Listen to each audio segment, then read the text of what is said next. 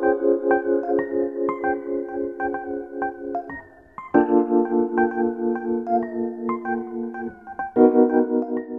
presentación que he preparado lo que intenta es transmitiros algunas ideas generales de la investigación que estamos haciendo, que a mí es parte de mi investigación de doctorado, ¿no?, que estoy haciendo en la Complutense, que es sobre experiencias de regulación de flujos de inversión entrante en economías en los últimos 10 años. Claro, para hablar de esto con detalles, que es como al final hay que hablar de las cosas para enterarse bien de lo que pasa, pues hay que meterse en cuestiones que son un poco complejas para el tiempo que tenemos. Entonces, sobre algunos puntos voy a tener que pasar un poquito rápido. Me vais a tener que creer cuando os diré cómo funcionan algunas dinámicas de inversión, y lo que espero es que luego, como vamos a tener tiempo para preguntas, debates y demás, ahí si os interesa algún punto concreto podamos entrar en detalles y ir un poquito más a lo concreto, ¿no? Pero de momento lo que me interesa es transmitir algunas ideas generales para las que no hace falta entender los detalles concretos, por ejemplo, del mercado de derivados, que vamos a ver que es un tema bastante importante en las economías de las que vamos a hablar. Bueno, la presentación tiene 4 partes. Primero voy a hacer una introducción, cuento con hablar más o menos 1 hora y que luego nos quede media horita, 40 minutos para hablar, para que habléis vosotros y preguntéis. Entonces, al principio voy a hacer una introducción donde voy a contextualizar un poquito el tema, os voy a explicar lo que son los flujos entrantes de capital, que es de lo que voy a hablar. Os voy a explicar por qué es un tema que preocupa a las economías, de dónde viene la preocupación por este tipo de transacciones financieras, de dónde podemos sacar ideas para ver qué se puede hacer y respecto a qué problemas crean estos flujos de capital, ¿de acuerdo? Pero simplemente para contextualizar. Supongo que estaremos unos 10-15 minutitos. Después hablaré de lo que son las experiencias, cómo 3 países se han enfrentado a los flujos entrantes de capital con diferentes resultados, como vamos a ver. Los países son Brasil, Perú e Islandia. Son experiencias en los últimos 10 años, a partir de 2003, y vamos a ver las diferencias en cada uno de los casos, que son bastante interesantes.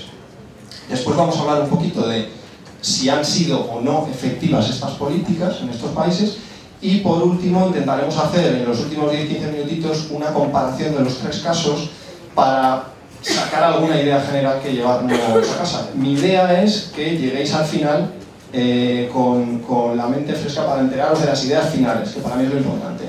Entonces, por en medio voy a presentar algunos diagramas que lo que pretenden es ayudaros a visualizar un poco lo que os voy a contar, pero no pretendáis pillar todos los detalles absolutamente, porque no es la idea y además creo que no es necesario. Luego, en cualquier caso, como digo, si hay alguna cosa concreta que no se ha entendido bien o que se ha entendido pero que os interesa profundizar, va a haber tiempo después, ¿de acuerdo?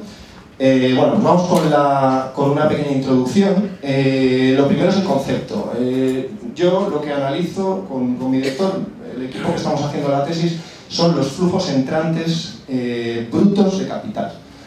Un flujo de capital es una transacción financiera entre un agente de una economía y alguien del exterior de esa economía. ¿De acuerdo? Entonces, por ser una transacción entre un residente y un no residente, se computa en el documento contable que se llama la balanza de pagos. Aquí supongo que hay personas que estáis en estudios de economía y otras que no. ¿De acuerdo? Bueno, voy a intentar mantener un nivel medio de dar por sentadas algunos conceptos. Si en algún momento hay alguna cosa en la que os perdéis, me paráis y lo intento aclarar un poquito, ¿vale? La balanza de pagos, como digo, es el documento contable en el que se computan todas las transacciones entre residentes y no residentes de una economía. ¿Qué es un flujo entrante bruto de capital? Pues si cogemos la economía de Brasil, los flujos entrantes brutos de capital que recibe Brasil son aquellas transacciones entre un brasileño y un extranjero que suponen que Brasil le debe más dinero al resto del mundo. Es decir, son transacciones que alteran el pasivo de Brasil con el resto del mundo. ¿De acuerdo? El pasivo son las obligaciones a las que Brasil tendrá que hacer frente en el futuro para con los ciudadanos del resto del mundo. ¿De acuerdo? ¿Un flujo entrante de capital qué es? Pues que un estadounidense compre moneda brasileña y la deposite en un banco brasileño. Eso es un flujo entrante de capital, porque el estadounidense ha adquirido un activo financiero en Brasil. ¿De acuerdo? Brasil le debe algo más al extranjero de lo que le debía antes.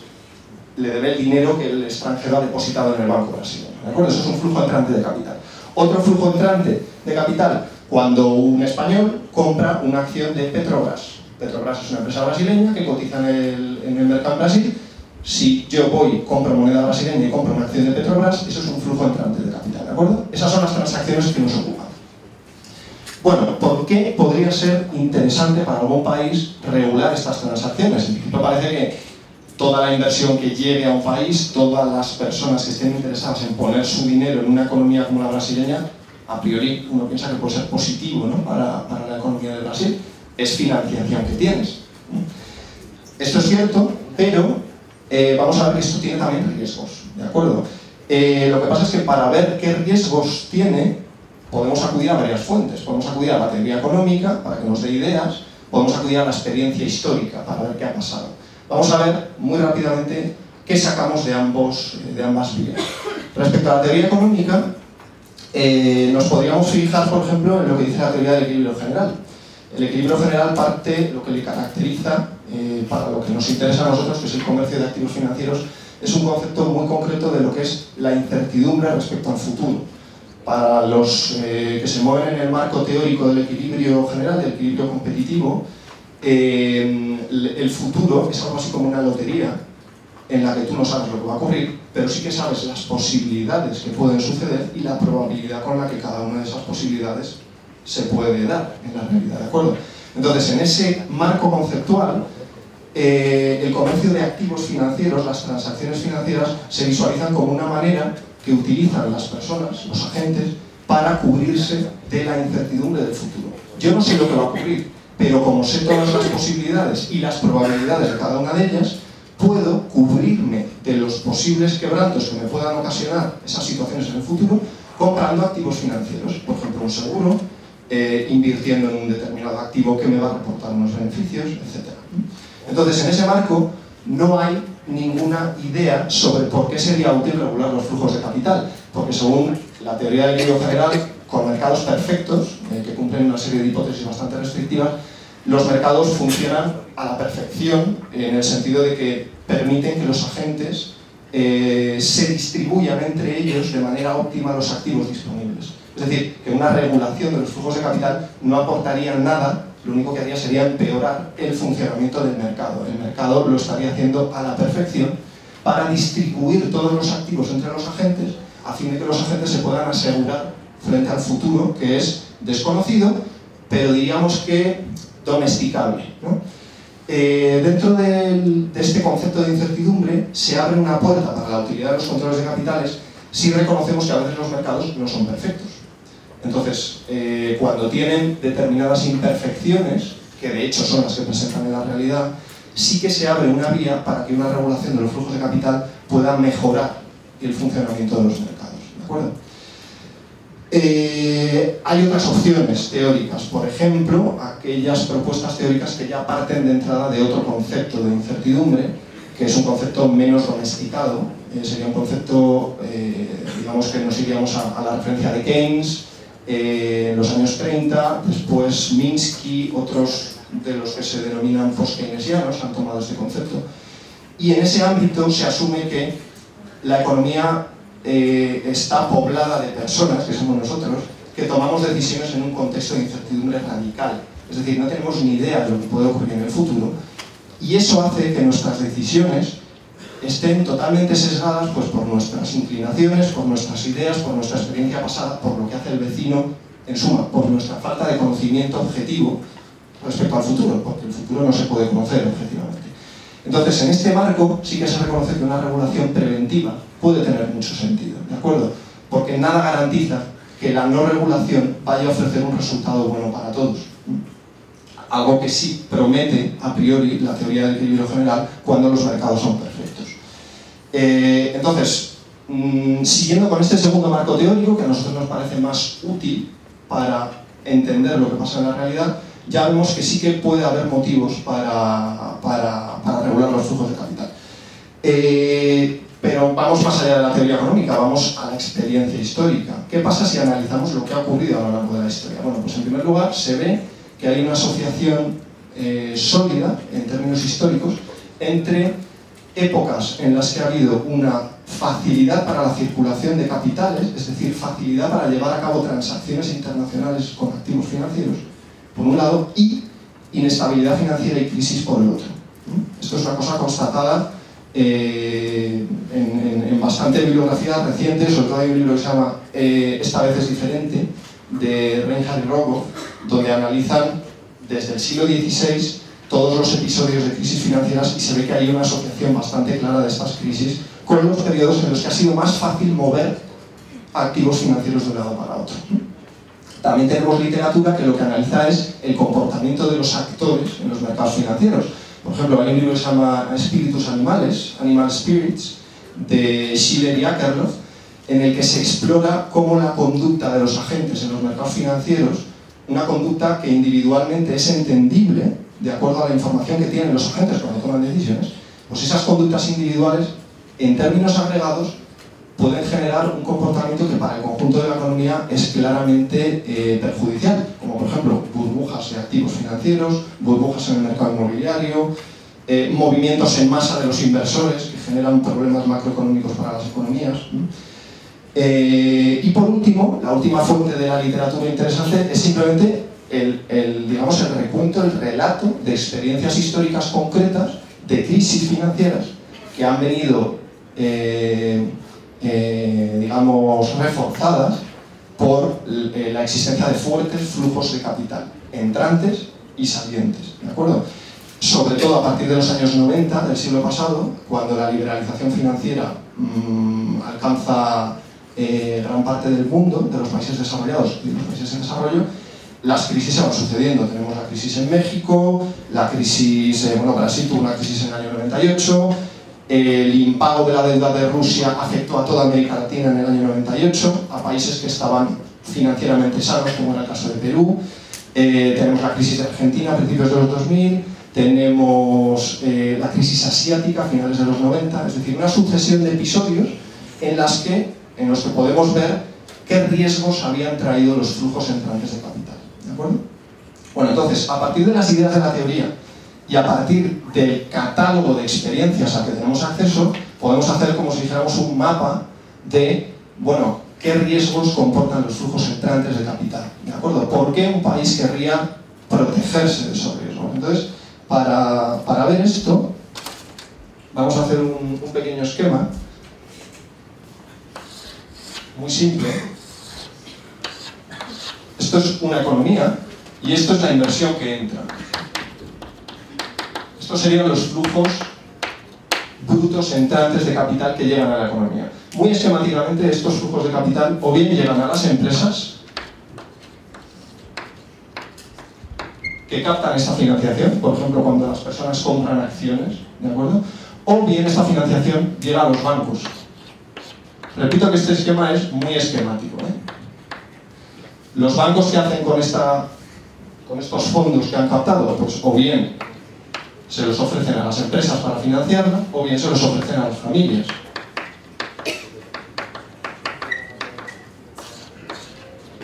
En definitiva, sea como sea, por una forma o por otra, esto acaba en inversión,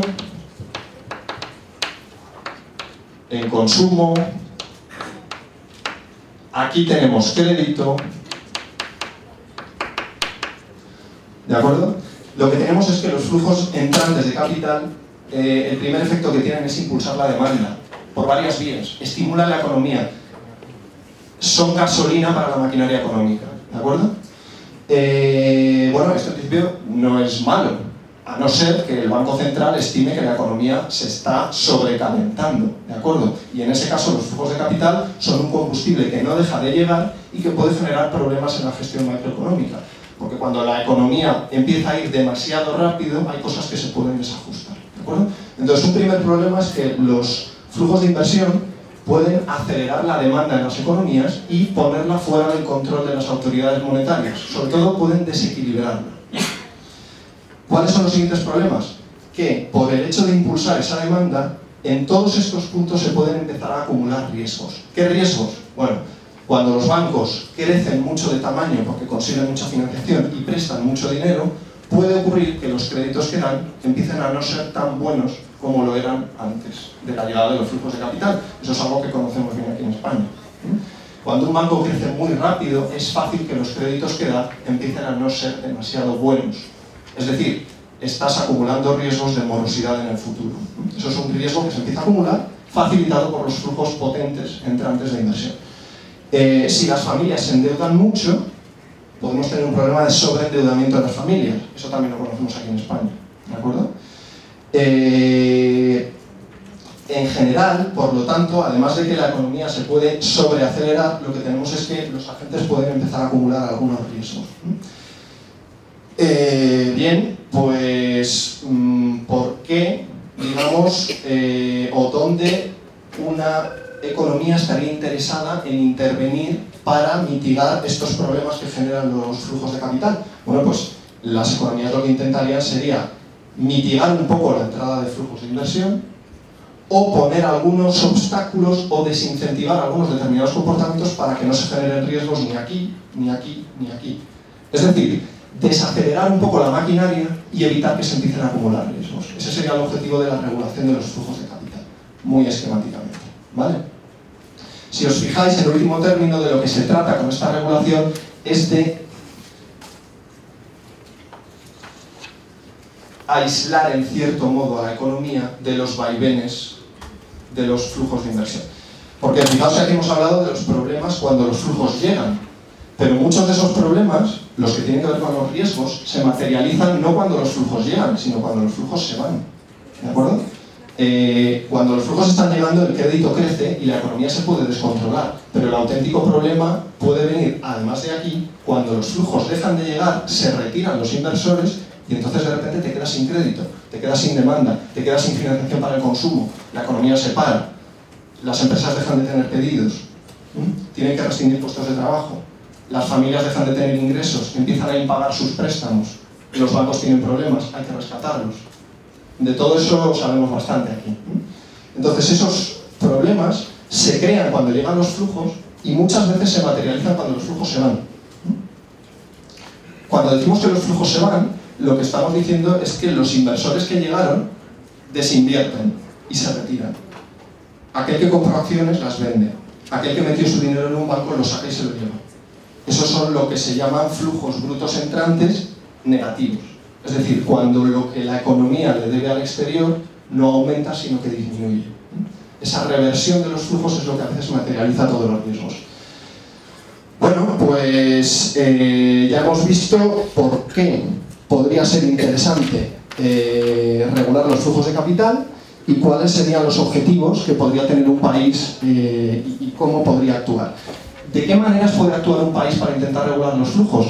Bueno, pues fijaos, hay dos vías. La primera es coger la transacción que constituye el flujo de capital entrante en sí mismo, es decir, esta flecha, y tratar de mitigar un poco la potencia de esta entrada.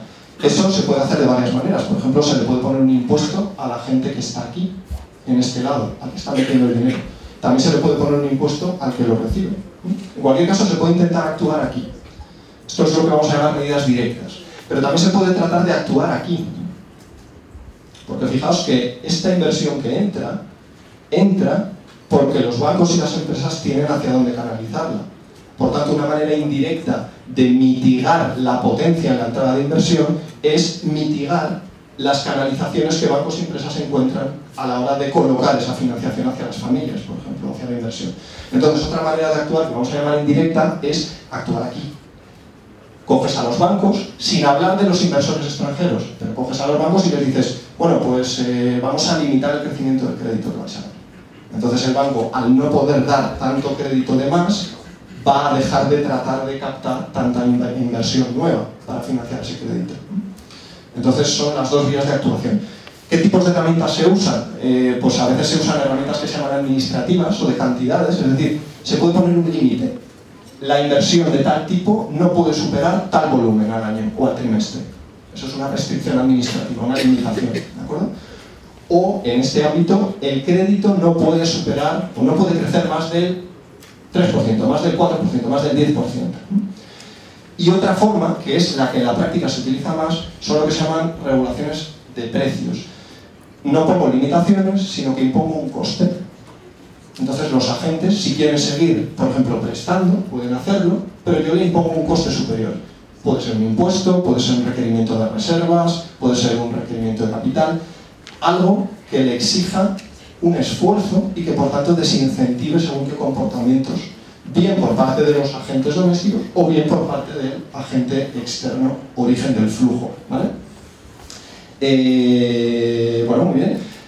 ¿Qué ha pasado en la historia a lo largo de...? Porque si hemos dicho que las crisis financieras, los flujos de capitales, la liberalización no es una cosa nueva, porque de hecho hay análisis históricos que asocian libertad de flujos de capitales con crisis financieras, bueno, pues, ¿qué ha hecho la humanidad en las décadas, en los siglos anteriores, ¿no? Bueno, nos vamos a fijar solo en lo que pasaba después de la Segunda Guerra Mundial, donde los controles de capitales eran la norma en todas las economías del mundo, ¿de acuerdo? Y esto es así porque el sistema monetario que se diseñó a instancias de Estados Unidos y las potencias vencedoras en la Segunda Guerra Mundial, después de 1944-45, un sistema monetario basado en el Fondo Monetario Internacional, en unos tipos de cambio fijos ajustables entre las divisas, en un banco mundial, en un papel de financiador del Fondo Monetario para países que tuvieran problemas. Todo ese sistema se basaba en que los países debían tener la capacidad, y de hecho se esperaba que regularan con intensidad la entrada de flujos de inversión. ¿Por qué? Porque el margen de maniobra para los países se entendía que era algo primordial. Hemos visto que los controles de capitales te permiten de alguna manera aislarte de los vaivenes en el humor de los inversores. Los inversores podrán tener ganas de ir y volver, pero si tú puedes regular la entrada de inversión, tu economía se mantendrá relativamente aislada de los vaivenes en el estado de ánimo de los mercados. Entonces sirven para ganar margen de maniobra, ganar espacio. ¿Por qué después de la Segunda Guerra Mundial se estimó que era imprescindible que los países tuvieran este espacio? Pues porque cuando acabó la Segunda Guerra Mundial, Estados Unidos, que era claramente el que lideró este proceso, entendió que lo vital para reconstruir la economía de las potencias ganadoras y perdedoras, que estaban devastadas después de la guerra, que era imprescindible restaurar el comercio. El comercio había caído en picado en los años 30 porque los países habían recurrido a restricciones del comercio como medida defensiva dentro de lo que se llamó una guerra comercial. En los años 30, la Gran Depresión de Estados Unidos empezó a afectar a todo el mundo y los países, para ganar cuotas de comercio exterior, lo que hacían era promover lo que se llamaban devaluaciones competitivas. Es decir, intentar que mi tipo de cambio se devalúe, que mi moneda valga menos en términos internacionales, de manera que mis exportaciones sean más baratas. Y esa es la manera de que mis exportaciones tengan mercado.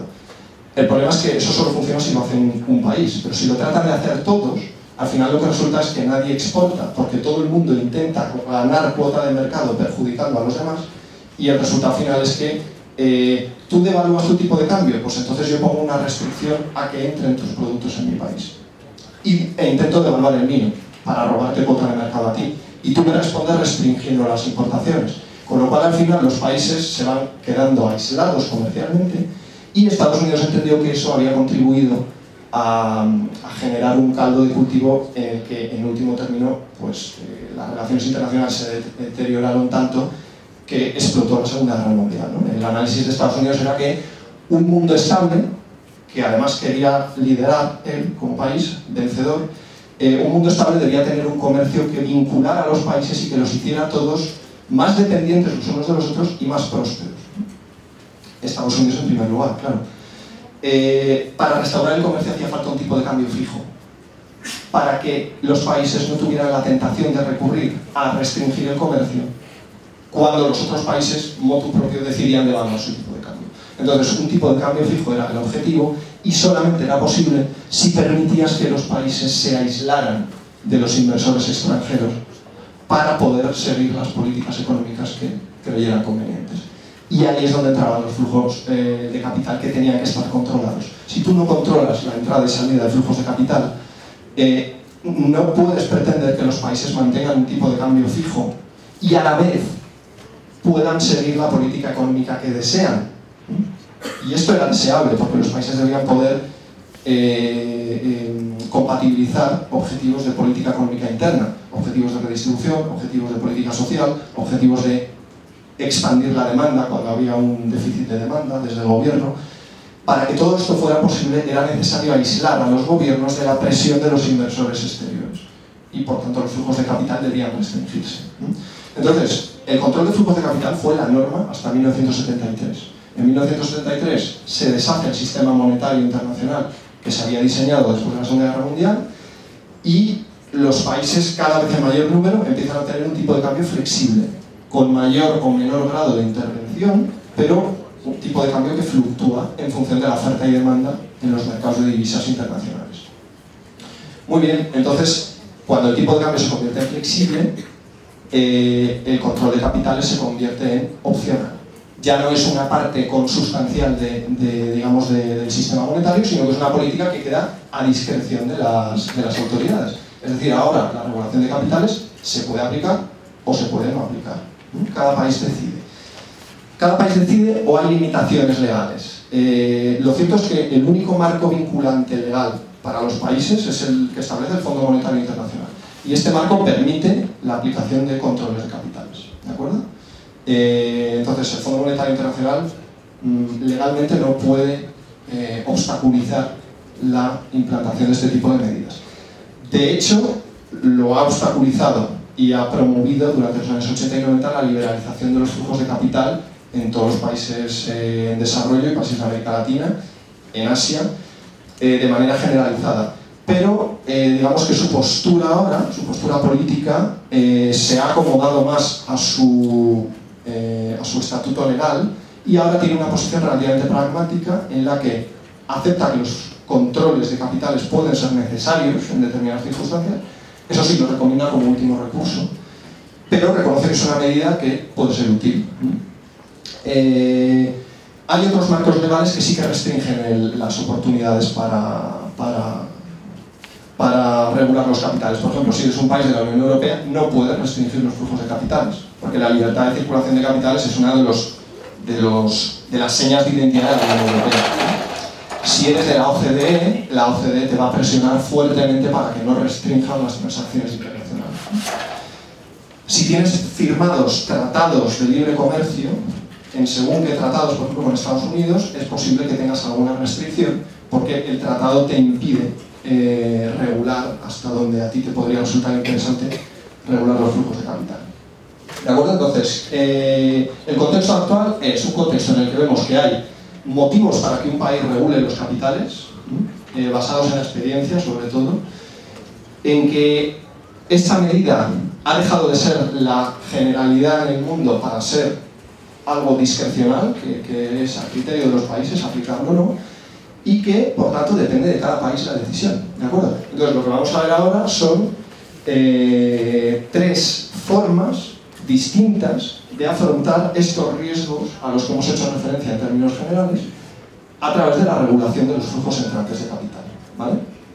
Y vamos a tratar de ver también, pues eso, qué herramientas se han utilizado en cada país, qué resultados se han obtenido hasta el punto en el que se puede regular esto y bueno, y a ver si sacamos algo en claro de la comparación, que es el objetivo final, ¿no? Entonces, el primer caso del que vamos a hablar es Brasil. Bueno, os voy contando. Lo que vamos a hacer es hablar de alguna particularidad de cada uno de los tres casos, que es necesaria para entenderlo.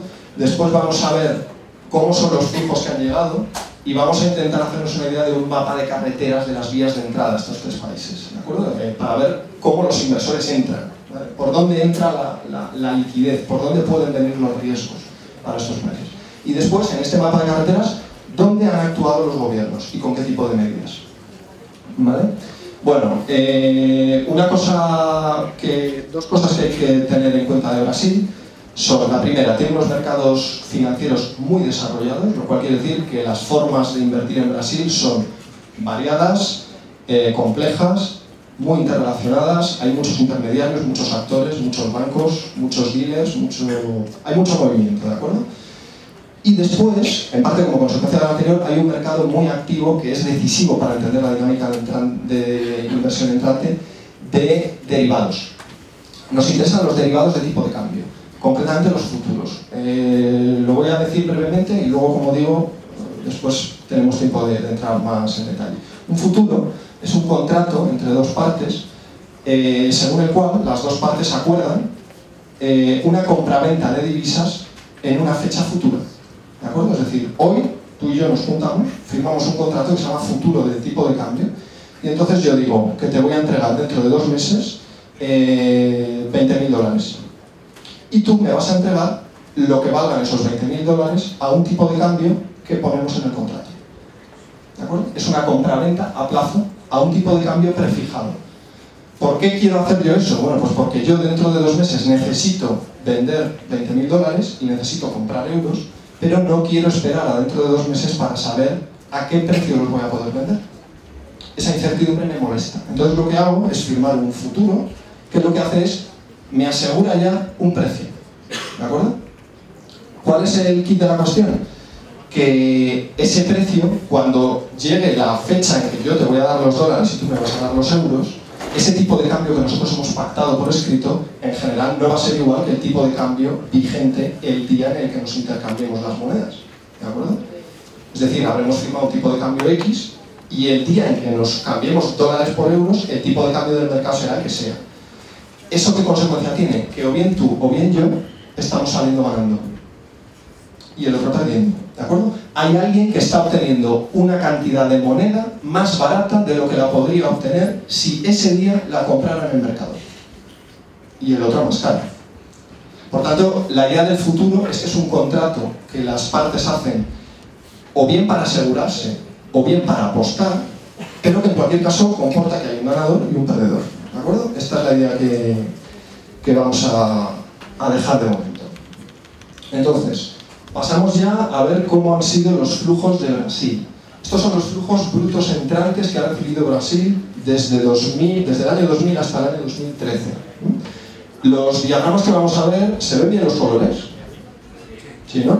Bueno, fijaos en las barras rojas, que más o menos son relativamente estables, sobre todo porque nunca cambian de signo, siempre son positivas. Eso es inversión extranjera directa, ¿de acuerdo? Es un tipo de inversión que se basa en adquisición de títulos de empresas y se le supone una voluntad de permanencia en el tiempo. Son títulos que se adquieren para mantenerlos largo tiempo. Por eso ese tipo de inversión es relativamente poco volátil. Las barras azules son la inversión en cartera, que son compra de títulos, que pueden ser títulos de empresas, pero en menor cantidad que la inversión extranjera directa, o también pueden ser títulos de deuda pública, por ejemplo. Y ya vemos que esas barritas azules a veces son positivas, pero a veces son negativas. Y lo mismo ocurre con las barras amarillas. Las barras amarillas son la categoría de flujos que se llaman otras inversiones. Ahí está sobre todo deuda, es decir, préstamos y depósitos bancarios. Fijaos como las barras amarillas, cuando viene una afluencia fuerte de capitales, se apuntan al carro. Pero cuando la afluencia de capitales no es demasiado fuerte, las barras amarillas se retiran. ¿Esto qué quiere decir? Ahora vamos a ver un gráfico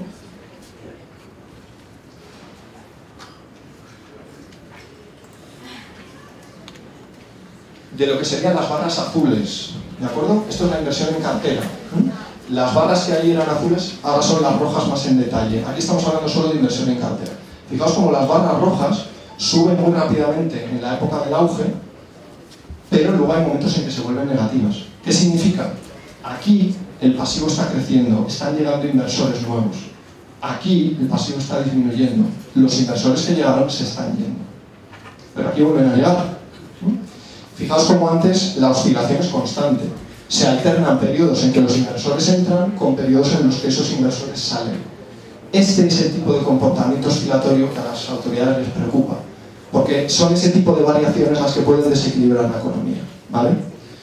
Lo mismo pasa con la categoría de otras inversiones. Fijaos las barras rojas, que son los flujos de entrada, los flujos brutos de entrada, que van alternando signos positivos, llegada, con signos negativos, huida, ¿de acuerdo? ¿Cuáles son las vías de entrada, es decir, los canales por los que llegan estos flujos? Pues básicamente 3. Por una parte hay inversores que entran en Brasil a comprar títulos, acciones, bonos de empresas, etc.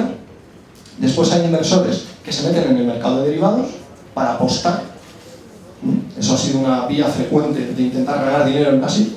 Y una tercera vía es prestarle dinero a los bancos.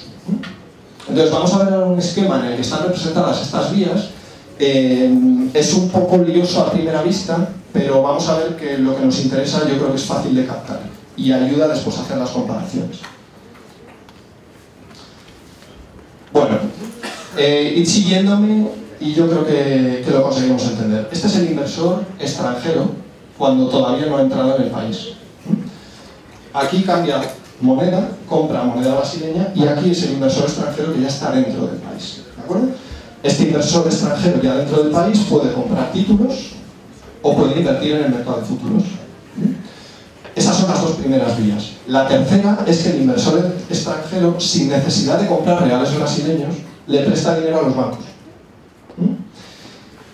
El monstruo de color gris, con forma de no sé qué, es el banco, ¿vale? Es un banco que tiene una parte que funciona en divisas, es decir, esta parte de aquí funciona en dólares, y esa parte está fuera de la economía brasileña. ¿De acuerdo? Estos son cuentas que los bancos tienen en otros bancos extranjeros. ¿De acuerdo? Esto no está en Brasil, esto está fuera. Entonces, por aquí el banco puede captar moneda, puede captar divisas, préstamos, por ejemplo, que le hace un banco de Nueva York, y con esos dólares el banco brasileño puede hacer lo que le dé la gana. Pero de momento esos dólares no están en Brasil, están en Estados Unidos o están donde sea. El banco tiene la opción de convertir parte de esas divisas que ha captado en moneda brasileña, acudiendo al mercado de tipo de cambio, y eso sí que entonces pasa a ser parte del segmento brasileño del banco. Y esos reales ya pueden entrar en la economía brasileña, ¿vale? Esto de arriba es el mercado organizado de futuros. Es como una bolsa. Es una bolsa en donde la gente que quiere comprar o vender futuros, contratos sobre tipo de cambio, va, como quien quiere comprar acciones, pues va a la bolsa de títulos bursátiles. Entonces, en este mercado se juntan los que quieren apostar, que son los inversores extranjeros, con los que están dispuestos a hacer de contraparte en esos contratos de futuros, que son los bancos. Y aquí es donde tenéis que hacer un pequeño acto de fe y creerme, de momento. La vía de inversión a través de los futuros y la vía de inversión que consiste en prestarle dinero a los bancos están muy relacionadas. De hecho, el banco, si quiere estar en una, tiene que estar en las dos a la vez. ¿Por qué? Pues porque todas las operaciones que el banco haga comprando y vendiendo moneda extranjera alteran lo que se llama su posición de cambio.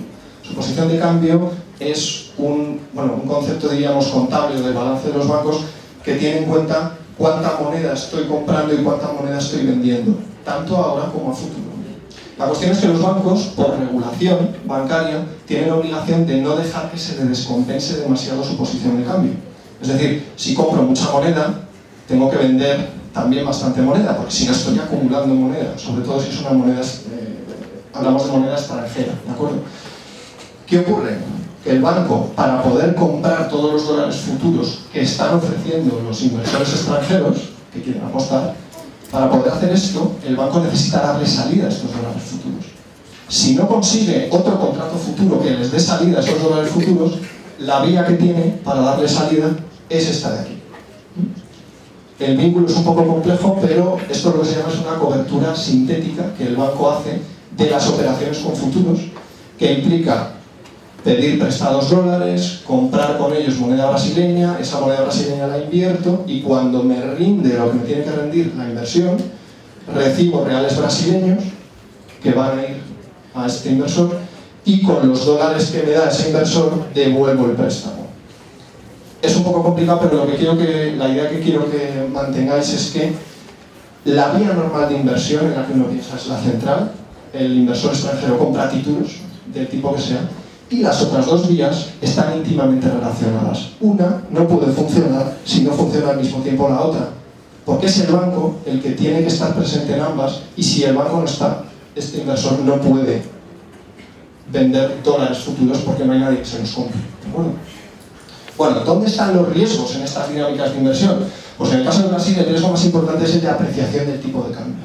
Todas las flechitas que se dirigen hacia el mercado spot, que es el mercado cambiario, todas esas flechitas son demanda de moneda brasileña. Eso tiende a subir el precio de la moneda brasileña. ¿Por qué esto es un problema en Brasil? Pues porque en Brasil hay un sector de exportaciones que no son materias primas, sino que son bienes manufacturados, y este sector sufre mucho cuando el tipo de cambio se aprecia, porque es un sector que pasa a ser poco competitivo. Entonces, si el tipo de cambio se aprecia de manera continuada varios años, los exportadores dejan de ser capaces de vender fuera sus exportaciones, porque no son competitivas, con lo cual empiezan a perder pedidos, con lo cual empiezan a despedir gente, y ese sector se va debilitando y puede correr el riesgo de desaparecer, ¿vale?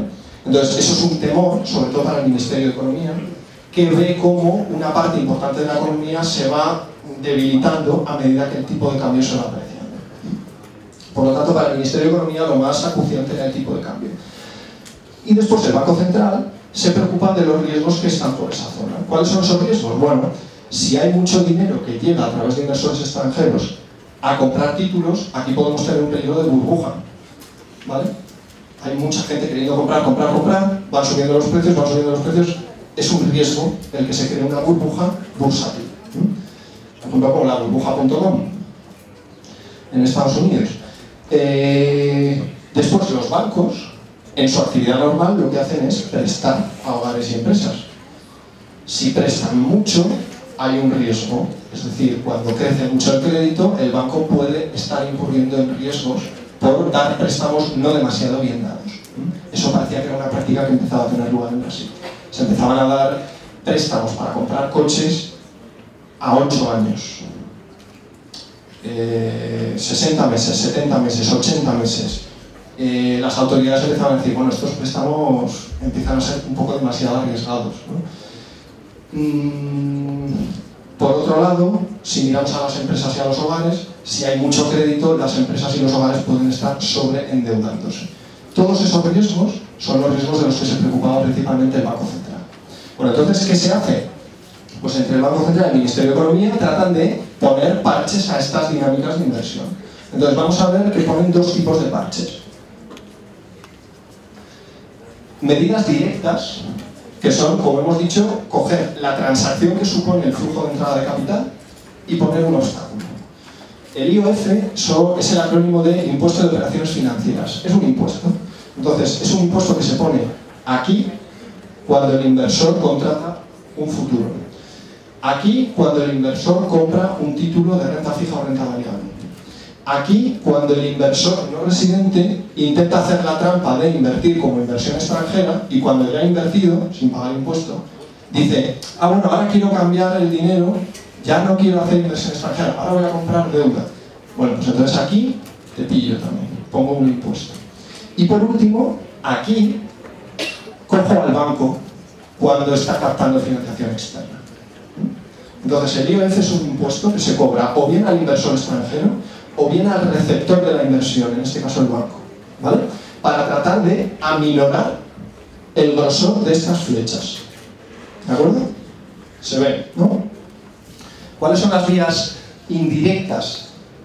Pues las vías indirectas es, bueno, vamos a tocar otras flechas del circuito que aunque no son directamente la transacción entre el extranjero y el banco, o el extranjero y el inversor local, en la medida en que debilitemos toda la dinámica que está aquí pintada, también vamos a debilitar indirectamente la entrada de capitales. ¿Cuáles son esas medidas indirectas? Bueno, vamos a atacar las operaciones de los bancos metiendo el dinero que han captado en Brasil. Vamos a atacar el crédito que dan los bancos a las familias y a las empresas. ¿De acuerdo? Esas son las medidas indirectas. Idea principal de Brasil. Problema que generan los flujos, apreciación del tipo de cambio, eso es lo que les preocupa. ¿Cómo lo atacan? La medida estrella de Brasil es el impuesto. Y es un impuesto que lo lidera el Ministerio de Economía. ¿De acuerdo? El Banco Central lo que hace son medidas para ocuparse de los otros riesgos, que llama macroprudenciales, y, una cosa importante, aquí también interviene el Banco Central, aunque no lo he dibujado, porque para que esto funcione, son necesarias algunas medidas de acompañamiento que tiene que poner el Banco Central. Básicamente porque si tú te limitas a poner un impuesto, siempre es posible encontrar una trampita para sortearlo. Entonces ahí tiene que estar el Banco Central poniendo una medida sencilla que evite el puenteo de los impuestos, ¿de acuerdo? Entonces hace falta una colaboración. Pero aquí hay iniciativas fuertes del Ministerio de Economía poniendo estos impuestos bien al no residente, al inversor, o bien al banco cuando recibe financiación. Bueno, vamos a pasar ya a Perú. Perú es un caso bien distinto de Brasil, es una economía mucho más pequeña y las particularidades que tiene son dos. Los mercados de capitales son lo contrario de Brasil. En Brasil eran muy potentes, muy grandes, muy variados. En Perú son muy pequeños. Prácticamente no hay mercado de capitales. Si tú quieres invertir en Brasil, en Perú, en el mercado de capitales, casi no hay empresas de las que comprar acciones. No puedes. Hay muy poquito. Eso por un lado. Consecuencia de esto, los bancos son los grandes protagonistas en los mercados financieros de Perú. Porque todo pasa a través de los bancos. Las empresas que quieren lograr financiación no salen a bolsa a ver si captan dinero, sino que van a los bancos a pedir un préstamo. ¿Vale? Entonces los bancos tienen un peso relativo en toda esta historia mucho mayor en Perú de lo que lo tienen en Brasil. La segunda cuestión en Perú, que lo diferencia de Brasil, es que es una economía dolarizada. Dolarizada significa que el dólar es moneda de curso legal. Es decir, tú puedes tener una cuenta en dólares, puedes pagar en dólares, puedes pedir un crédito en dólares. Los bancos tienen cuentas en dólares y dan financiación en dólares a familias y empresas. Esto tiene consecuencias muy importantes. Además de los problemas genéricos que generan los flujos de capital, de los que hemos hablado al principio, se descontrola la demanda, riesgos macroprudenciales. Cuando tú tienes una parte de la economía, un poquito menos de la mitad, pero es una parte importante, que funciona en dólares, tienes problemas adicionales. Toda esa parte que funciona en dólares está fuera del alcance del Banco Central. En cuanto a política monetaria, cuando el Banco Central quiere regular el nivel de liquidez de dinero que está circulando, los dólares no es una moneda que el Banco Central pueda controlar, porque no la crea él, la crea la Reserva Federal de Estados Unidos. Entonces, el dólar circula sin que el Banco Central de Perú pueda cogerlo ni emitirlo. Veremos que tiene sus trucos, pero son trucos indirectos. Es una moneda que se escapa de su control. Entonces, la demanda es todavía más fácil que se descontrole. Si llegan flujos en dólares, el Banco Central no puede hacer nada contra esos flujos. Segundo problema, las familias y las empresas tienen ingresos en soles peruanos, pero es habitual que tengan hipotecas o préstamos en dólares.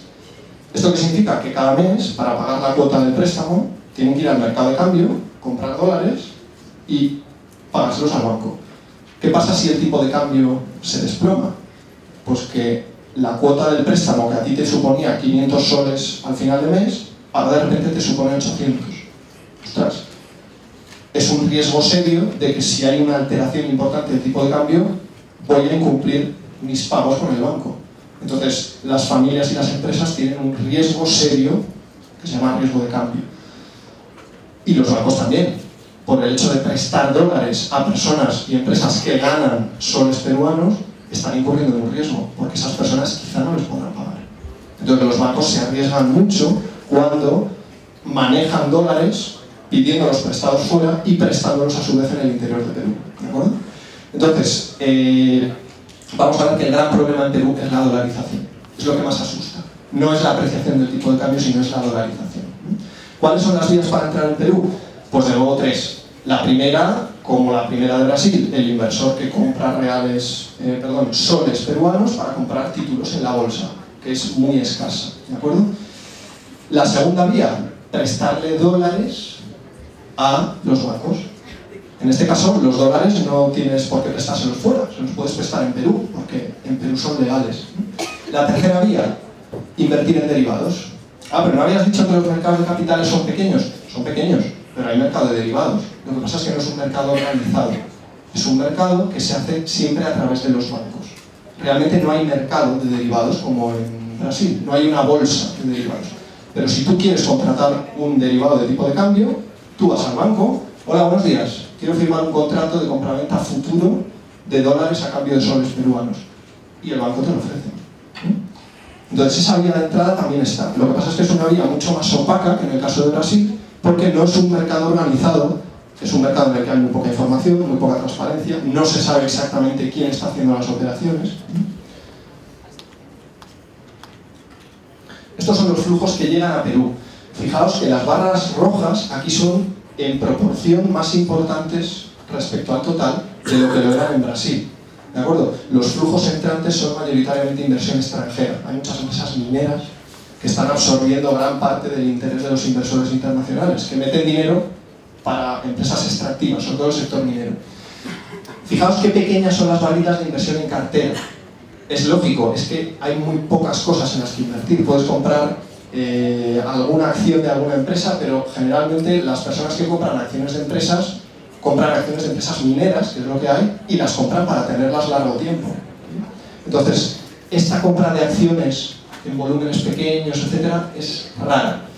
Y luego, el componente que es muy importante es el de otras inversiones. Otras inversiones hemos quedado que eran flujos de deuda, depósitos. Esos son los que son extraordinariamente volátiles. Fijaos cómo aquí son positivos, pero aquí eran negativos, aquí vuelven a ser negativos. Es decir, si un gobierno quisiera limitar un poquito el volumen de flujos de capital que llegan, ¿cuáles son los que más te molestan? Pues estos. Yo lo que querría sería quedarme con un flujo de inversión relativamente estable, que no fluctúe demasiado, y cortar los picos que fluctúan, que ahora son positivos y ahora son negativos. ¿De acuerdo? Entonces vamos a ver cómo Perú, el interés que va a tener es, al igual que Brasil, queremos que lleguen menos flujos, sí, pero sobre todo queremos que los que lleguen en menor número sean los más volátiles, sean los de corto plazo, sean estos flujos que cambian tanto entre la fase alta del ciclo y la fase baja. Esos son los que más molestan, son los más variables. Bueno, este es el mismo cuadro, pero en el caso de Perú. Parece más complejo porque hago una flechita más, pero la idea es exactamente la misma. Dos diferencias importantes.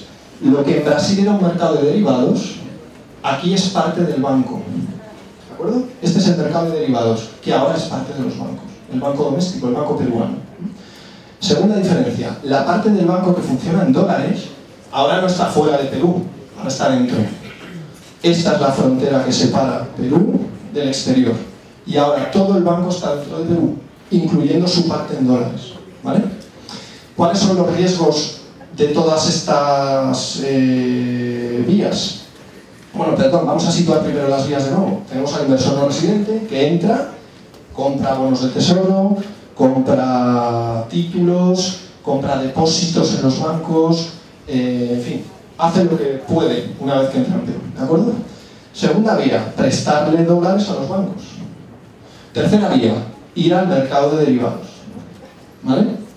En el mercado de derivados de Perú, que no es organizado, juega todo el mundo.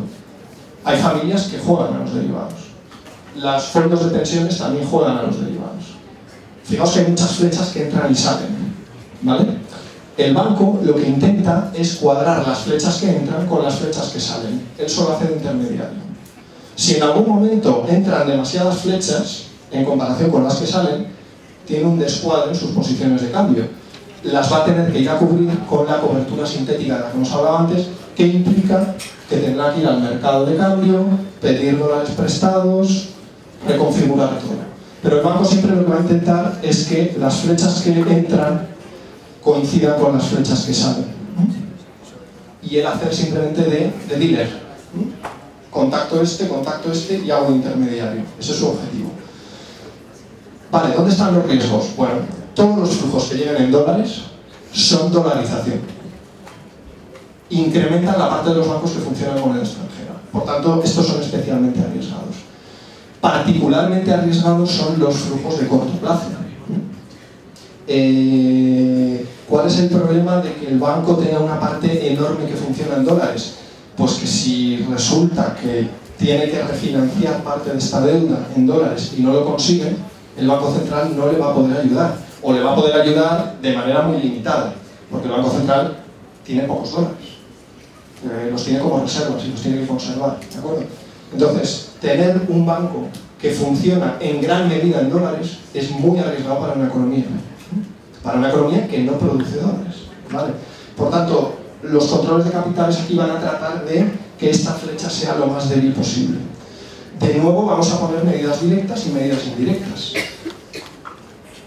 Las medidas directas, básicamente aquí, ¿vale? Y aquí. Esta ya la hemos explicado. No queremos que lleguen muchos flujos en dólares, porque amplía la dolarización de la economía, porque claro, los bancos captan estos dólares, pero después los prestan a las empresas y a las familias. Y ya tenemos otra vez la parte de la economía que funciona en dólares y que si se deprecia el tipo de cambio, tenemos un lío. Esto es una de las medidas estrella. La otra, ¿cuál es? Pasivos a corto plazo con extranjeros en moneda peruana. ¿Vale? Es decir, extranjeros que llegan, compran soles peruanos y los meten en un banco. Tienen una cuenta. ¿Por qué eso es peligroso? Porque son pasivos a cortísimo plazo. Son pasivos que el momento en el que el inversor quiera sacarlos, va al banco, los saca todos, compra moneda y se va. Eso tiene un riesgo de salida acelerada en masa tremendo. Y esa salida pasa por el mercado de tipo de cambio. Provoca que la moneda peruana se deprecie. Entonces es un riesgo. Pensad que el problema es que, como hay dolarización, Perú es muy sensible ante cambios del tipo, ante variaciones del tipo de cambio. Entonces tiene que evitar la dolarización en lo posible y tiene que evitar riesgos de que el tipo de cambio cambie bruscamente. Por eso le preocupan los flujos que llegan en dólares y le preocupan los flujos en moneda peruana, pero a muy corto plazo. ¿Cómo lo aborda este problema el Banco Central? Bueno, en vez de poner impuestos, aquí los impuestos también participan como impuestos a los inversores no residentes, impuestos a las operaciones con futuros, pero son una medida que tiene mucha menos importancia que en Brasil. Aquí el protagonismo no lo tiene el Ministerio de Economía, lo tiene el Banco Central, claramente. El Banco Central lo que utiliza es una cosa que ahí llaman encaje. El encaje es, muy bien, yo miro la financiación que capta el banco y según el tipo de financiación que haya captado, de lo que ha captado le obligo a mantener un tanto por ciento en forma de activos muy líquidos que pueda usar en cuanto lo necesite. ¿Cómo hace uso el Banco Central del encaje? Bueno, si yo quiero desincentivar que el banco capte muchos dólares, lo que hago es poner un requerimiento de reservas, un encaje muy alto a los pasivos en dólares. Entonces el banco, cada vez que pida un préstamo en dólares, se lo piensa porque le supone un sobrecoste importante. Por el mismo motivo, cada vez que el banco ofrece un depósito a un no residente en moneda peruana, es decir, viene un americano con soles peruanos, hola, buenos días, quiero abrir una cuenta en este banco de Lima. Pues el banco dice, vale, muy bien, yo te la abro, pero es que abrirte a ti esta cuenta a mí me supone un coste tremendo, que me lo impone el Banco Central. Porque el Banco Central no quiere que yo abra muchas cuentas de estas. Entonces, de esta forma, el Banco Central consigue, o trata de conseguir, que los bancos limiten esta vía de captación de inversión y limiten esta vía de captación de inversión. Otra medida directa que toman, las operaciones de esterilización de moneda. El Banco Central, cuando ve que hay demasiados soles circulando, emite deuda que los inversores compran y le entregan dinero. Eso lo que hace es sacar dinero de la circulación. Durante un mes, durante 2 meses, durante 3 meses. ¿Qué pasa? Que esos títulos de esterilización que el Banco Central está comprando, está emitiendo mensualmente o cada 2 meses, son una diana para los inversores, porque son títulos a muy corto plazo, con rentabilidades altas, porque tienen que ser atractivos, si no los inversores no los compran. Entonces, este título de aquí, este activo financiero, era el deseo de todos los inversores. ¿Qué hizo el Banco Central? Bueno, pues primero puso una tasa del 4%, como no fue suficiente, cambió el instrumento para retirar liquidez del mercado, de manera que fuera un instrumento no negociable, y entonces dejó de interesar a los inversores extranjeros, porque los inversores extranjeros lo que quieren es, compro este título, pero dentro de 3 semanas lo revendo y me voy. Entonces el Banco Central cortó esta puerta para que dejara de ser atractiva a los inversores extranjeros. ¿De acuerdo? Medidas indirectas también. De nuevo, no afectamos a la transacción concreta entre el no residente y el residente, sino que intentamos poner un poco de arena en las ruedas que están por ahí ayudando a que todo el circuito gire. Pues dificultamos un poquito el crédito que dan los bancos, ¿vale? Para que no sea tan atractivo captar financiación por aquí o por aquí. Dificultamos la salida, la colocación de la inversión. Dificultamos el que todos los actores participen en el mercado de derivados de tipo de cambio. Ponemos limitaciones. Intentamos que todas estas flechas que entran y salen de aquí sean un poquito más finas, ¿vale? Eso tiene un efecto indirecto en que estas flechas, las tres, sean un poquito menos gordas, ¿no? Que es de lo que se trata. Bueno, y el último caso ya es el de Islandia. Islandia, la particularidad que tiene es que es un caso de una economía que se liberaliza aceleradamente en los años 90, privatiza todo su sistema bancario de manera muy rápida y desde 2003 empieza a recibir flujos de una manera inaudita, en volumen. Todo llega a través de los bancos, ¿vale? Entonces, para que os hagáis una idea, los flujos brutos de entrada de los que estamos hablando en Perú y en Brasil estaban más o menos por aquí. Hablo de los picos. Fijaos los que recibe Brasil. Aquí estamos hablando de que en un trimestre de estos entraban como flujo entrante bruto el equivalente al 50% de la economía islandesa en un trimestre. En uno. Y fijaos que la dinámica se mantiene varios años. No al límite del 50%, pero con flujos muy altos. Fijaos que la inversión extranjera es una parte importante, pero relativamente pequeña, que la mayor parte es inversión en cartera, que es compra de títulos, sobre todo de bancos. Los bancos emitían acciones y la gente los compraba.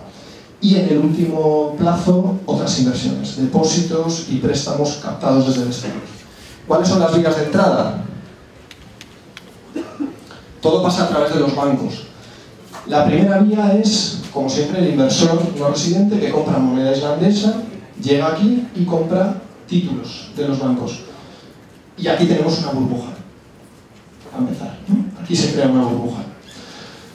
La segunda vía es que le prestan divisas al banco.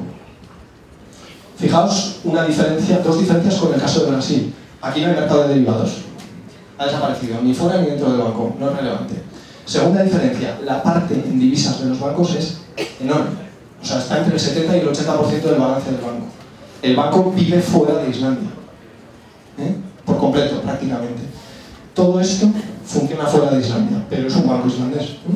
El banco capta dólares, los presta a empresas en el exterior, o bien una pequeña parte la usa para comprar moneda islandesa, la lleva aquí, y una vez dentro de Islandia ya la prestan para familias y hogares. ¿Cuáles son los créditos que dan los bancos a las familias, los hogares y las empresas? Son créditos indexados al tipo de cambio. Es decir, no presto en dólares porque no puedo, porque no es moneda de curso legal en Islandia, pero lo que hago es prestar indexado al tipo de cambio. Eso significa que el que me tiene que pagar la cuota al final de cada mes me paga una cuota más alta o más baja en función del tipo de cambio. Con lo cual, estos hogares y estas empresas están igual de expuestos a la depreciación del tipo de cambio de lo que están los peruanos. Si se deprecia el tipo de cambio, la cuota de la hipoteca se dispara. Esto es un riesgo para los hogares, es un riesgo de crédito para los bancos que pueden no recibir los pagos que esperan. Después tenemos un riesgo de liquidez enorme porque la parte en divisas del banco es tan grande que cualquier pequeño problema el Banco Central no va a poder hacer nada para ayudarle. Y después tenemos una burbuja de activos y de vivienda porque hay tanto dinero que está llegando aquí y hay tan pocas cosas en las que invertir que las viviendas y las pocas acciones disponibles para que la gente las compre se disparan de precio. ¿De acuerdo? Islandia es el caso modélico en el que se dan todos los posibles problemas que pueden generar los flujos entrantes. Todos, a la vez. Y no solo no se hace nada, sino que parece que tanto la supervisión y regulación bancaria como el gobierno lo que hacen es alentar a la mayor toma de riesgos. Y esto acaba, como no puede ser de otra manera, con un crack financiero de dimensiones tremendas, quiebra casi el 100% del sector bancario en 2008. Y en ese momento, irónicamente, ¿cuál es el principal problema? Cuando quiebra todo el sistema bancario, todos los inversores quieren salir de Islandia. Todos. Los no residentes y también los residentes. Todos quieren comprar divisas y salir. Como todos quieren comprar divisas a la vez, el tipo de cambio se desploma. La moneda islandesa no vale nada. Si la moneda islandesa no vale nada, las empresas y los hogares con deudas indexadas al tipo de cambio, sus cuotas del préstamo se disparan, con lo cual no pueden pagar. Con lo cual los bancos también tienen problemas.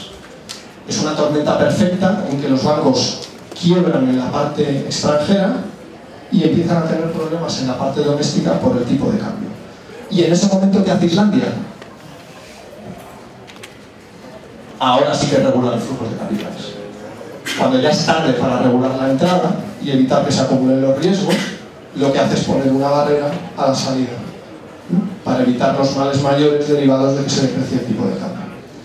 Esta parte se deja en quiebra, esta parte se rescata y a los inversores se les deja atrapados en la economía islandesa para evitar que la moneda se deprecie, que es el riesgo más grande que en ese momento tiene. ¿De acuerdo? Entonces, es una manera de afrontar los riesgos opuesta. En vez de hacer algo preventivamente, se espera que todo explote para hacer lo único que se puede hacer reactivamente, que es poner una barrera para que no salga nadie, una barrera que por cierto sigue en pie 6 años después y no se ve en qué momento se va a poder levantar, porque en el momento en que se levante hay una fuga masiva. Y bueno, y ahí están los irlandeses. Bueno, vamos acabando ya. Una reflexión respecto a si es efectiva o no la regulación.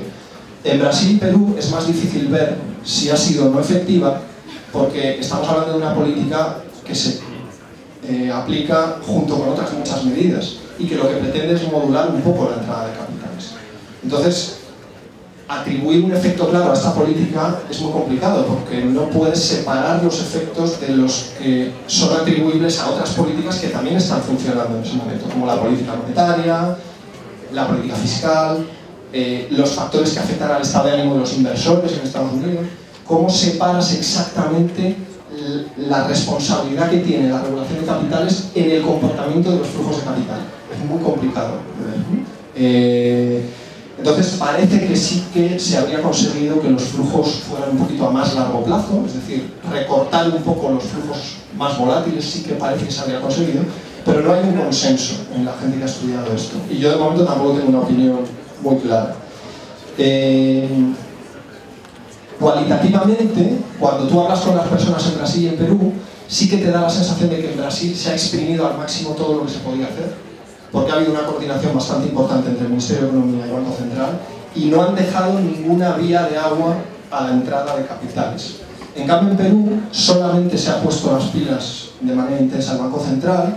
El Ministerio de Economía está bastante ausente del tema de la regulación de capitales en Perú y desde el propio Banco Central ya advertían que, aunque la cosa no ha ido mal, si la liquidez internacional hubiera durado más, ¿de acuerdo?, y hubieran seguido presionando a los inversores para entrar en Perú, cosa que dejó de pasar en 2011, pero si hubiera seguido, desde el Banco Central ya veían puntos en los que la regulación no estaba siendo capaz de detener la marea y que podían haber generado quizá problemas graves a medio plazo. Lo que pasa es que ellos mismos reconocen, afortunadamente, la marea paró y con lo que hicimos nosotros desde el Banco Central fue suficiente. Entonces, el diagnóstico respecto a la efectividad es muy difícil verla, pero lo que sí se puede decir es que en Brasil han ido todo lo lejos que se puede ir legalmente, incluso aprobando leyes nuevas en el Parlamento, con una fuerte coordinación entre instituciones, cosa que en Perú no ha sucedido. En Perú había poco interés en regular, solamente circunscrito al Banco Central, y el Banco Central ha hecho todo lo que ha podido, pero él mismo reconoce que probablemente no hubiera sido suficiente, aunque en este caso parece ser que lo fue. En el caso de Islandia sí que es fácil ver la efectividad, porque es una medida tan radical que sí que cambia completamente el escenario económico. Con un trabajo que hicimos con Nuria Alonso, profesora también aquí de la Rey Juan Carlos, sí que vimos que los controles de capitales habían permitido que los tipos de la deuda pública bajaran mucho. Y eso le ha dado un margen presupuestario al gobierno de Islandia que, bueno, hay que tenerlo en cuenta a la hora de explicar cómo se ha recuperado de la crisis. Ojo, sin olvidar los tremendos costes que ha supuesto el crack bancario, que siguen ahí. Pero una vez que se ha producido el crack, la recuperación de Islandia no se entiende sin los controles de capitales, que han permitido que la deuda pública sea relativamente barata para el gobierno y le ha dado un margen de holgura presupuestaria. Bueno, ideas finales. Me gustaría que quedaran 4 ideas. La primera es que desde nuestro punto de vista es necesario regular los flujos, porque los flujos tienen potenciales beneficios pero también comportan riesgos, y que si renuncias a la regulación preventiva estás asumiendo un riesgo. No quiere decir que te ocurra lo que le ocurrió a Islandia, eso nadie lo puede decir, pero bueno, estás comprando números para que eso pueda ser una de las opciones, ¿de acuerdo? Entonces, deben regularse los flujos de capital para ganar margen de maniobra y evitar riesgos, ¿no? La segunda es que yo por lo menos la sensación que tenía cuando empecé esta investigación es que la regulación de flujos de capital, yo me imaginaba al inversor extranjero y al regulador dentro del país, el inversor intentando entrar y el regulador intentando que no entre demasiado, o bueno, entra por aquí en vez de por aquí. Esa era la imagen que yo me hacía. La sensación que nos ha dado en los casos que hemos analizado es que el inversor extranjero realmente no tiene un papel tan importante como el banco doméstico dentro del país. Es el banco el primer interesado en que llegue la inversión, porque es el principal beneficiario, es el que ofrece servicios financieros al inversor que llega. Es el que no puede sustituir al cliente extranjero si el cliente extranjero no entra. El banco doméstico no tiene otra fuente de negocio que no sea el cliente que viene de fuera, además de los clientes internos. Si el cliente de fuera no llega, porque hay una regulación, el problema es para el banco, ¿no? Y es el banco el que es muy activo con la innovación financiera para intentar sortear los impuestos. E intentar sortear legalmente. No hablamos de fraude, hablamos de prácticas perfectamente legales. Simplemente el gobierno pone una legislación, se cobrará un 6% para esta operación. Y el banco, que es el que conoce la legislación local, es el que se da cuenta de por dónde puede atraer al inversor extranjero para evitar el pago de impuestos. Entonces el actor clave es el banco, ¿no? Y además es el banco el que acumula los riesgos que pueden llegar con los flujos de capitales. Los riesgos de cambio, los riesgos de liquidez, los riesgos de crédito, el posible rescate si hay problemas. Todo pasa a través de los bancos. La tercera idea es que la decisión de regular o no regular depende de factores internos. Externamente, lo que diga el Fondo Monetario, lo que diga la OMC, lo que digan los tratados de libre comercio, a los países parece que no les afecta demasiado, al menos a los que hemos analizado. La decisión al final depende de si el Banco Central está por la labor, si el Ministerio de Economía está por la labor, si se pueden poner de acuerdo. Esa es la clave. Y la cuarta y última es que hay varios factores que parecen favorecer una mayor efectividad en la regulación.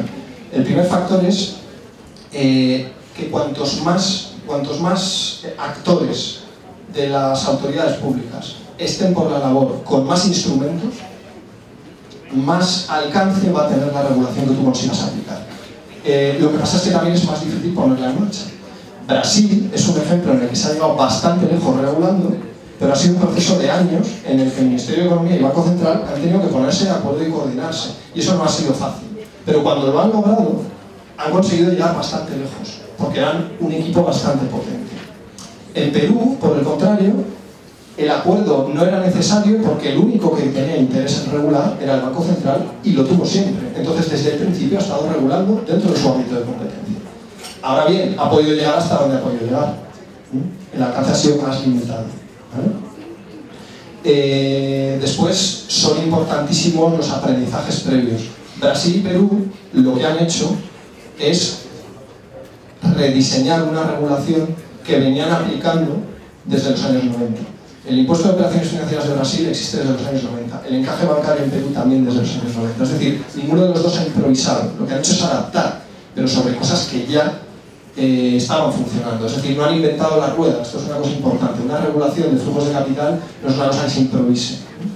Y la última es que habitualmente se dice que, bueno, regular los flujos de capital entrantes, bueno, es una cosa que no tiene sentido ni intentarlo cuando tienes mercados financieros muy sofisticados. ¿Por qué? Porque cuando los mercados son tan sofisticados, para los bancos es muy fácil encontrar vías de evasión, porque se inventan un nuevo producto, porque si no entro por aquí, entro por allá, etc., ¿no? Entonces, prácticamente no vale la pena ni que lo intentes, no lo vas a conseguir. Bueno, pues no es cierto. En Brasil, que es donde están los mercados más sofisticados de América Latina, por lo menos de Sudamérica, probablemente, la regulación ha podido avanzar. Los mercados son muy sofisticados, pero la regulación ha podido adaptarse y con logros desde mi punto de vista notables. Entonces, esa especie de determinismo de, bueno, si el mundo de las finanzas es muy potente, el regulador no vale la pena ni que lo intente porque va a perder. Bueno, pues yo creo que no. Yo creo que tiene sentido intentarlo y desde luego no es un argumento para no tratar de regular. Bueno, pues me he extendido 15 minutillos más de lo que pensaba, pero espero que tengamos un poquito de tiempo por si queréis algún detalle más, cualquier otra información o cualquier duda que tengáis. Gracias.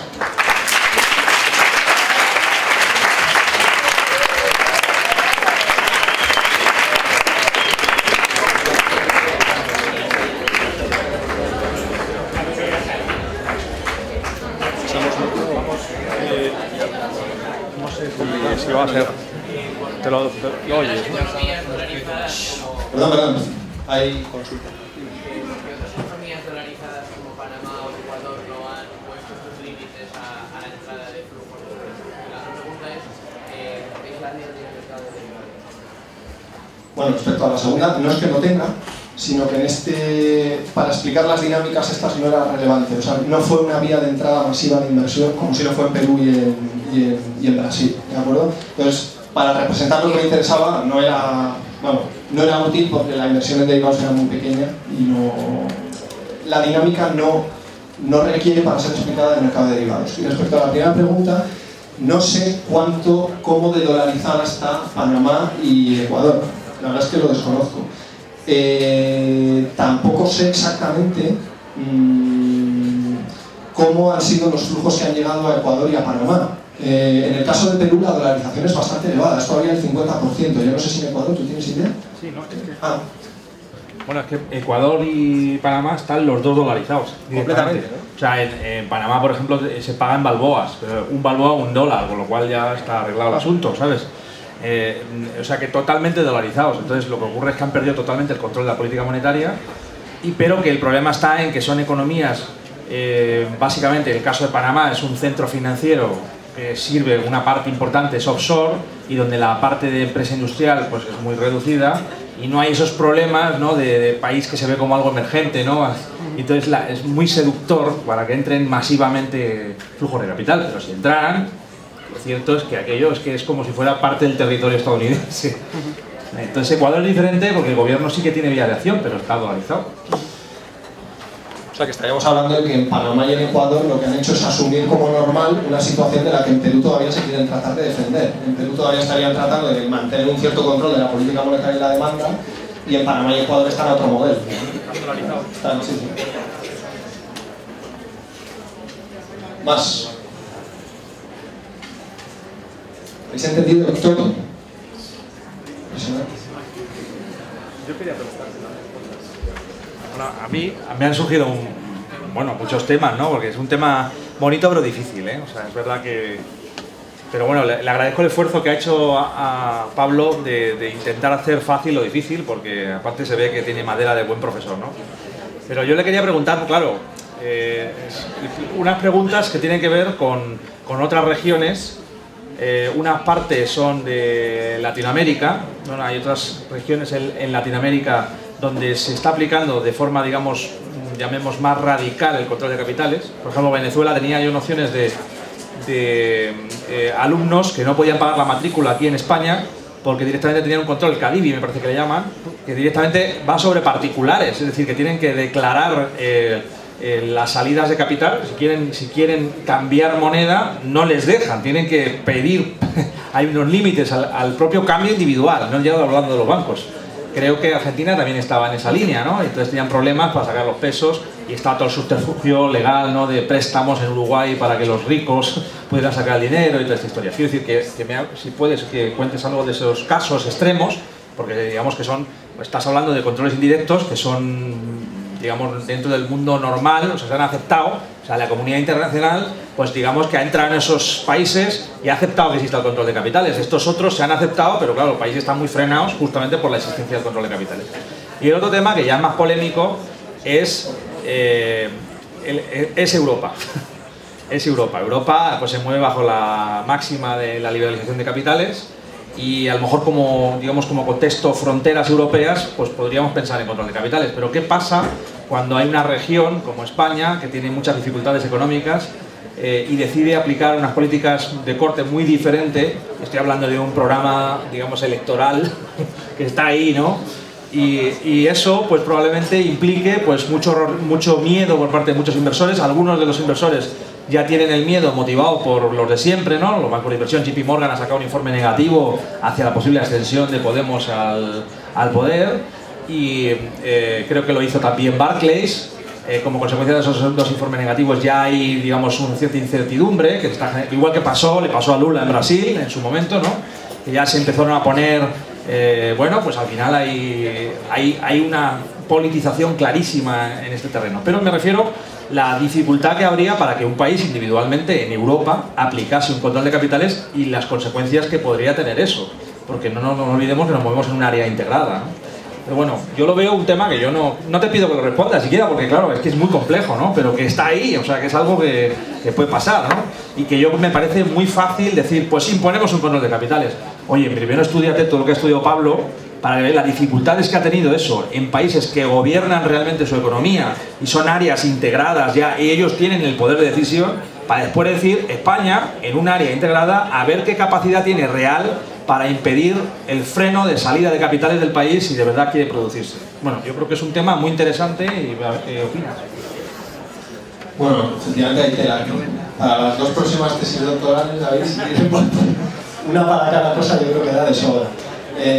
Respecto a lo primero, efectivamente es un mundo diferente. Nosotros lo que nos hemos centrado aquí es cómo los países afrontan riesgos en la fase en los que esos riesgos son relativamente manejables. Por eso lo que he querido destacar aquí de Islandia no son los controles de capitales que ha puesto cuando explotó todo, sino el hecho de que no los pusiera preventivamente. Eso es el objeto de estudio nuestro, ¿no? ¿Por qué eso ha sido así, etcétera? Pero los controles de capitales que hemos analizado que sí se han puesto son controles preventivos. Son controles preventivos, no nos engañemos, en países que están recibiendo el interés de los inversores hasta tal nivel que porque pongas un impuesto del 2%, ningún inversor que esté deseando ir a Brasil porque hay rentabilidades del 5, del 6, del 8%, se va a desanimar. Es decir, esos países no están cerrando la puerta a la inversión, están tratando de modularla un poquito sin que los inversores se enfaden. Pero los inversores finalmente, pues si en vez de ganar el 8 ganan el 6, pues ganan el 6. Es decir, evidentemente es otro terreno. Los controles de Venezuela y de Argentina se parecen más en este sentido a los controles de Islandia. Son controles reactivos porque tú tienes un problema de escasez de divisas y lo que pones son controles de cambio ante cualquier persona, entidad o empresa que compre moneda extranjera para cualquier cosa. En Islandia también hay controles para viajar al extranjero. Puedes comprar una cantidad, pero no más. Se empezó a hablar de que la gente empezaba a sacar dinero con objetos, o sea, compro un Rolex de oro, lo importo, me voy en avión a París y lo revendo de segunda mano y gano dinero en París y ya lo dejo en París y luego vuelvo a Islandia y he conseguido sacar dinero. O sea, en Islandia también están con esa lógica, lo que pasa es que es una economía mucho más pequeña, muy rica, que tiene recursos, que tampoco despierta la animadversión de la comunidad internacional porque es un país muy chiquitín, y que, bueno, pues que ahí se está manejando relativamente bien. Venezuela y Argentina tienen una posición política en el mapa geoestratégico mucho más compleja, que les hace ser diana de todas las miradas, hagan lo que hagan. Los controles de cambio a las salidas de capitales son una medida muy controvertida, muy dura para la población y que son síntoma de que se está reaccionando.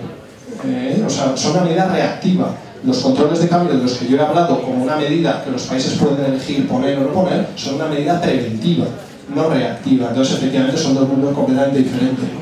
Y respecto a la segunda cuestión, en Europa, por lo que sé, que tampoco soy experto en la materia ni mucho menos, la Unión Europea simplemente no contempla la posibilidad de restringir flujos de capitales entre países miembros. Creo, pero no lo puedo asegurar, no lo conozco en detalle, pero creo que hay una opción de que como Unión Europea se establezca algún tipo de restricción con algún país exterior por acuerdo de toda la Unión Europea. Esa lógica me parece que sí que es factible. Pero la opción de que España, por ejemplo, diga voy a restringir los flujos de entrada de deuda que vienen de los bancos alemanes hacia España, eso simplemente, hasta donde yo sé, no está contemplado. Porque se considera algo fuera del concepto de la Unión Europea. Entonces, no sé cuál es la posibilidad real de implantar algún tipo de regulación de este tipo dentro del marco legal de la Unión Europea. Me imagino que la única opción sería aplicar medidas como las que Brasil y Perú han aplicado, de tipo indirecto. Es decir, no pillar la transacción entre el no residente y el residente, es decir, no pillar la transacción entre el Banco Alemán y Caja Madrid, sino pillar la vía por la que el Banco Español canaliza esa financiación que ha logrado hacia el mercado interior. Es decir, creo que el único ámbito dentro del marco de la Unión Europea para trabajar ya, que no requeriría ninguna reforma ni nada del otro mundo, sería ponerse a trabajar en la regulación prudencial de los bancos como entidades que, bueno, pues si crece mucho el crédito, te pongo un impuesto, te subo los requerimientos de capital, te subo algún tipo de indicador para penalizarte e incentivar que no crezcas tanto tu balance. Es decir, lo que Brasil y Perú han aplicado como medidas indirectas. Pero por lo que yo sé, las medidas directas que Brasil y Perú han aplicado son bastante difíciles. Bueno, las que ha aplicado Perú, de hecho las que ha aplicado Perú sí que se podrían aplicar, por eso son encajes bancarios. Lo que pasa es que son encajes discriminatorios porque afectan de manera diferente a los pasivos con los extranjeros que a los pasivos con los nacionales. Entonces es una medida indirecta contra el inversor extranjero. Pero eso sería argumentable, que tú le podías poner un requerimiento de reservas a los pasivos de los bancos españoles diferente para la financiación que captan de bancos extranjeros. Eso a lo mejor sería debatible. No, es que lo he pensado un poquito, ¿no? Yo creo que la única vía es la fiscal, ¿eh? O sea, porque todo lo que sea monetario, la única parte que estaba libre era la supervisión bancaria. Y eso es lo que ahora con el regulador único pues también estamos perdiendo, con lo cual el encaje bancario lo controla el Banco Central, con lo cual yo veo que la única vía es los impuestos a las transacciones financieras, pero tendrían que ser fuertes, o sea, no una cosa, digamos, testimonial, y luego y a ver hasta qué punto eso permite el control. O sea, que hay que ver la efectividad de la medida real. Una última cosa respecto a esto, estoy de acuerdo, yo creo que al final la herramienta fiscal, el problema es que la herramienta fiscal, claro, si lo que hacemos es subir los impuestos a todos, ¿eso es un control de capitales? Bueno, tendrá un efecto sobre los capitales, pero yo lo llamaría una subida de impuestos. Lo que ha hecho Brasil no es una subida de impuestos, es poner un impuesto al inversor no residente cuando compra este activo. Y eso, si lo haces en Europa, yo entiendo que eso no cabe. Entonces, lo que cabe en Europa es una subida de impuestos. Bueno, sí, podemos hacer que los bancos paguen el impuesto de sociedades que les corresponde y que no tengan tantas deducciones. ¿Eso es un control de capitales? No, realmente no. Es decir, cualquier medida que identifique de manera separada y especial la transacción con el no residente, sea una medida fiscal o sea una medida regulatoria o la que sea, va a ser una medida catalogada de control de capitales porque va a discriminar en función de quién es el que provee la financiación. Trato diferente al inversor extranjero que al inversor local. Lo trato diferente porque me genera problemas diferentes, pero en la medida en que hay una discriminación va a ser identificado como un control de capitales y desde mi punto de vista, en el marco legal de la Unión Europea, eso no cabe.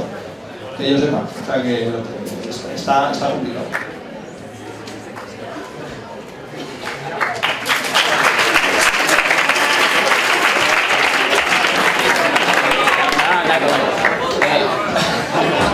Lo siento a todos. Una pregunta. ¿Los fondos buitres estos que van a los países y que se dicen que son muy perjudiciales, qué tipo de activos financieros compran dentro de los colores que teníamos? La pregunta es para David, claramente. Te lo paso directamente.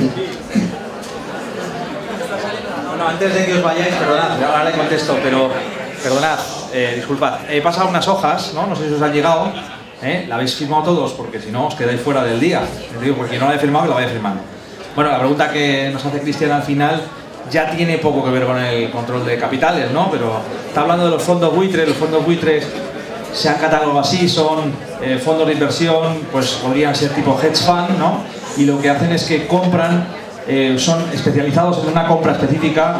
Se ha citado al hilo del caso Griesa en Argentina, ¿no? Lo que compran son activos que ya están muy deteriorados porque están muy próximos al default, ya se está hablando de ello. Es decir, ya se compran con un precio, digamos, con una rebaja de precio respecto a días anteriores muy grande, porque se hace con la confianza. Ellos están jugando, apostando a ir al litigio internacional. Justamente estos fondos buitre, que se les ha llamado, llegan cuando está ya, digamos, está muerto el animal, ¿no? Y lo que juegan es justo lo que han hecho, irse a Estados Unidos a reclamar el pago del nominal de esa deuda que compraron bajo un precio bajísimo.